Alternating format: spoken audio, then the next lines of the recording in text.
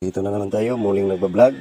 May nag-request sa atin paano gumawa ng isang buzzer ng isang basketball. Gumamit ako ng dalawang diode dito, N407 saka dito, at saka isang fuse at kapasitor. Gumamit ako ng 5 volts, 5,600 microfarad. Ang output nito ay 18 volts. Kaya ginamitan ko ng kapasitor na 25 volts. Ito naman ang ating relay na ginamit. Ito, 12 volts lang to. Ang out nito is 22. Galing dito 18. Ang out nito sa kapasitor is 22. Pero gumamit ako ng relay na 12 volts kasi yung buzzer or horn natin ay pinagsisiris ko. Kasi kung i-parallel natin ay talagang mag-trip off ito yung relay. Kung dito naman yung mga lights, ito, yung 1K resistor, ito. Testingin lang natin kung gumana ba. Ito. Yung out natin galing sa fuse. Fuse patungo sa 30.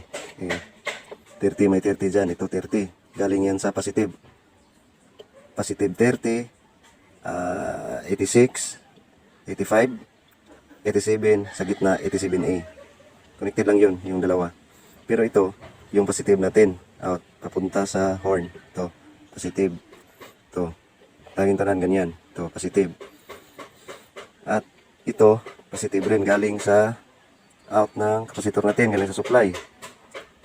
At itong side, 85 is negative. Ito, negative. Ito, itong black, naging negative. Ito, galing dito yan, negative. So, ang negative naman dito sa horn, nandun sa ito.